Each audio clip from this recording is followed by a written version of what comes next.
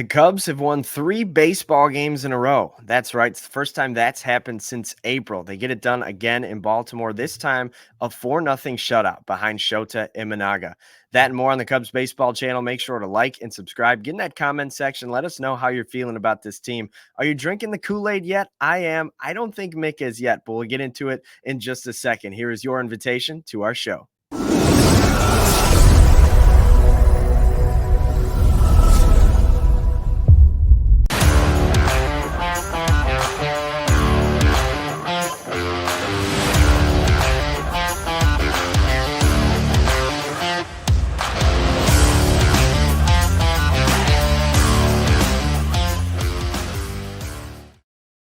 What do you say, everybody? Welcome to the Cubs baseball channel. My name is Anthony Pasquale with Mick Gillespie. Thank you guys so much for joining us here on the Cubs baseball channel.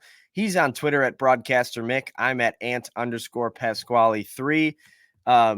Also, the Cubs baseball channel is on social media. We're on Twitter, TikTok, and Instagram. So find us on there, the Cubs baseball channel. But Mick, the Cubs have won 3 baseball games in a row for the first time since April 23rd to the 26th. That was a 4-game win streak. It's the first time they've won back-to-back series since then as well. It's got to be at least a good thing that this is happening, right? Well, it always is. I mean, that's why we love the Cubs. We want to see them win. And this doesn't surprise me. I mean, this is typical Cubs. You know, we're going to sleepwalk through 2 months, and then when it's time to break the team up, all of a sudden we're going to show up with a sense of urgency. Where the hell's this been? Where has this been? What the problem that I have with this is that I know this team can win. Mm-hmm. But where was this 2 months ago? Where was this a month ago?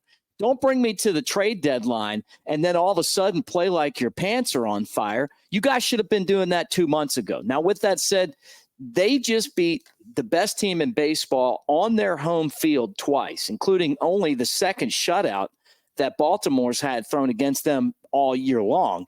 Shota Imanaga basically just took the baton from Jameson Tyone, and he's going to hand it to Justin Steele. And, yeah, I am taking that from Rick Sutcliffe, who I've really enjoyed watching on Marquee.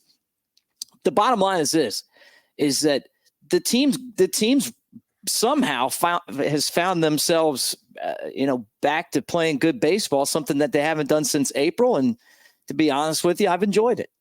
Yeah, and doing it against Philadelphia last week and now doing it against Baltimore, it shows you that it's in there somewhere. Like, they could obviously do it. But the problem is, if you buy into this stretch of winning baseball and you ignore the fact that this team could very easily get lulled back into a 2-month-long slump, like, that's the issue, is that great teams don't go into 2-month-long slumps. So I don't know if this team can be great, but I'll tell you what, they looked great yesterday, and Shota Imanaga was a huge part of that. Another excellent start, didn't give up a run in 6 innings, had 2 huge strikeouts to get out of a jam there in that 6th inning. I just love watching him pitch, and he is obviously a deserving all-star. He struggled at the beginning of the game, but he made big pitches, and he credited Miguel Amaya for helping him with the pitch selection. And you know what? Maybe Miguel Amaya back behind the plate is, growing up a little bit. Shota certainly seemed to think so, but he looked like an ace, and he's been that way pretty much all year long. Again, hostile territory in Baltimore, one of the toughest teams. They've got guys on the bench that would probably start for the Cubs, which is how deep they are right now. But Shota's been amazing. He's been, to me, the best part about this season. Yeah, without a doubt. And the Cubs offense got it done against an ace on the other side. Corbin Burns was on the mound, former Brewer. Morel hit a homer off of him early, which was awesome to see. Good to see. Whenever he hits the ball hard, it's good to see. It just hasn't happened all that much lately. And Hoerner, Busch, Bellinger, and Swanson all tallied multiple hits in the game. So anytime you have a good offensive performance, 11 hits, that's a good thing. But doing against Burns, that's impressive. Well, that's why you put Morel in the lineup. I mean, he's always, capable of running into one, right? And, I mean, as bad as he's been, he can still hit a home run every single time because he's going to swing as hard as he can. So, and I think it was like his 16th home run. So, he could really hit 25, 30 home runs this year. It wouldn't surprise me. And maybe if he got hot and got on a roll. But that was a big one, kind of set the table. Shota's pitching style worked at Camden Yards. He was challenging batters when he had to. Nico's, if they trade Nico, it's going to really be sad because he is such a good player. And then we talk about Hap. Like Hap he's what bad game, right? He'll put 3 of these together and then he'll put together this monster performance to lead you to a victory, which is so weird about him. It's like he's either all in or he's all out. But the all ins have been really amazing. This wasn't one of his better games. Exactly. But the rest of the team finally picked him up and they come away with a 4-0 win. Obviously, Imanaga pitched 6 shutout, but you don't get a shutout against the Orioles without the bullpen coming through. And they were excellent yesterday. Luke Little, Porter Hodge, Hector Neris combined for 3 scoreless innings. You mix in Bigge, you've got Mark Leiter Jr. recently back off the injured list, Julian Merrweather not too far behind. All of a sudden, this Cubs bullpen doesn't look laughable.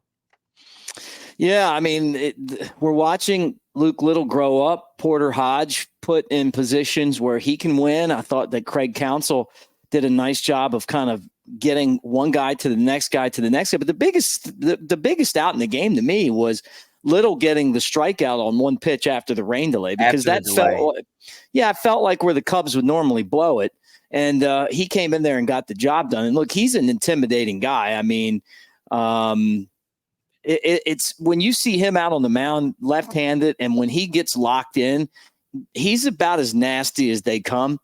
But you know what? All the way around, I mean, this was a good one. And having Hunter Bigge as part of this bullpen may change a lot of things, because I really believe that he could close or he could set up. I think that's what they're going to do with him. And all of a sudden now you can rest people. You're not so stuck on having to throw the same guys out there over and over again. So, who knows? I mean, and look, somebody's going to say, hey, it's only one game. I've seen this guy pitch a lot. I know what he can do. Yeah. And I'm not going to be surprised if he doesn't turn into one of the best relievers that the Cubs have. Yeah, and I think we'll get into this on a private show, but when you have some of these guys coming in off the injured list, like Javier Assad, Julian Merrweather, it seems like Jordan Wicks and maybe even Caleb Killian are not too far behind. What do you do with the guys currently on the roster to make room for them? I feel like maybe Hendricks is a guy you consider, but there's a lot of options that might not be on the team in a week. Yeah, well, I think the Cubs got to start making tough decisions.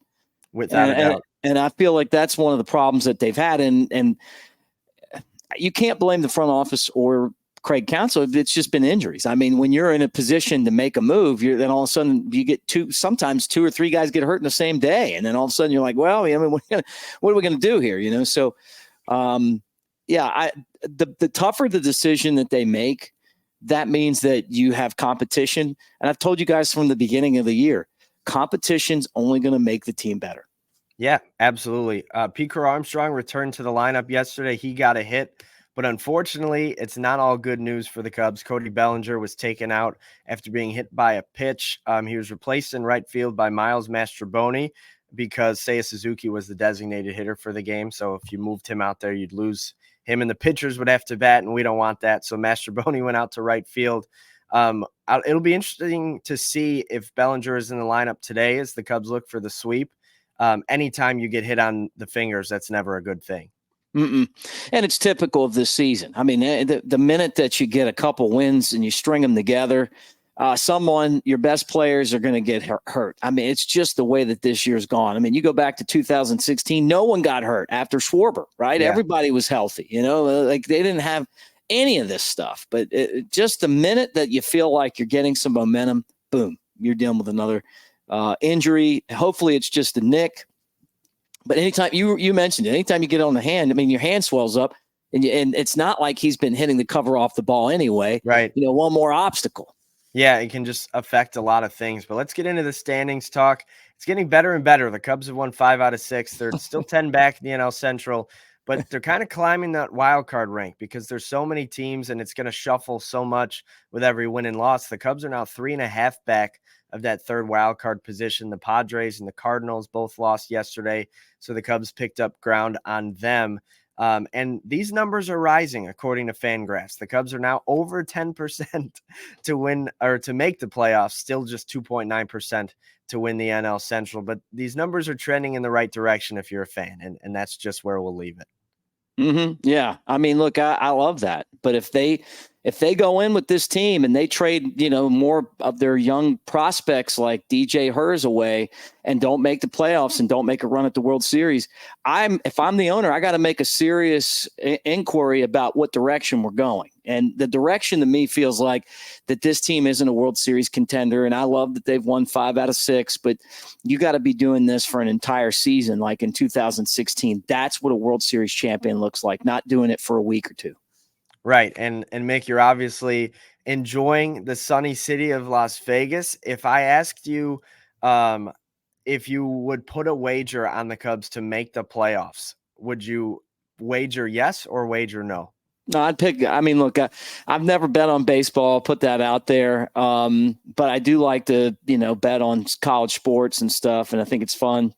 I don't have a moral problem with it. It's just, that I work in baseball, that you can't do that. But if I did, I'm just throwing that out there. If I did, there's no way I'd bet these guys to make the playoffs. I don't trust this team. I know they're good enough to do it. They've proved that over the last couple of days, but don't give me this sense of urgency now. I should have seen this in May. I should have seen this in June. It felt like I'm watching, what do we call them, dead fish every night? Yeah. I would love to be wrong. Hey, I'd love to be wrong. It would be great if they went on a run like the Nationals did. What was it, 2018 with the baby shark, and they just went right on and won the World Series? That'd be fine with me. But those are catching lightning in a bottle. I'm a Cubs fan, Anthony, and I've been around longer than you, and I'm going to promise you this much. I've seen these kind of teams before, and they always let me down. Yeah, I mean, that's kind of the story. But I just got to say, obviously, it seems like I'm leaning a little bit more optimistic than you. But what I've seen the last 3-4 games, and even going back to last week against the Phillies and then Justin Steele's complete game, this team looks really good. Like, this team could beat a lot of teams. And if you keep this rotation together, you make the playoffs. That's not a team that you want to face. And obviously that's a ways ahead. But you got to keep winning. And it seems like they keep doing it, and they're going to have a chance again to do it tonight against the Orioles, 5:35 Central. The Cubs are going for the sweep of arguably the best team in baseball. It's a huge game, and no better guy on the mound than Justin Steele. He takes the ball for the Cubs, 1-3 on the year with a 2.95 ERA. He's up against Albert Suarez, quietly having an extremely strong season for the Orioles, 5-2 on the year with a 2.48 ERA. Another great pitching matchup. Let's see if the Cubs can squeak out a sweep. Let's do it. Absolutely would be awesome to see. We'll be rooting for it. Obviously, pretty far away because Mick's in Vegas. I'll be in Chi-Town. But that'll do it for this edition of the Cubs Baseball Channel. Thank you guys so much always for joining, liking, subscribing, commenting, and following us on Twitter, TikTok, Instagram, all the likes. We appreciate you guys, and hopefully we're talking to you guys tomorrow, breaking the brooms out against the O's. Go Cubs.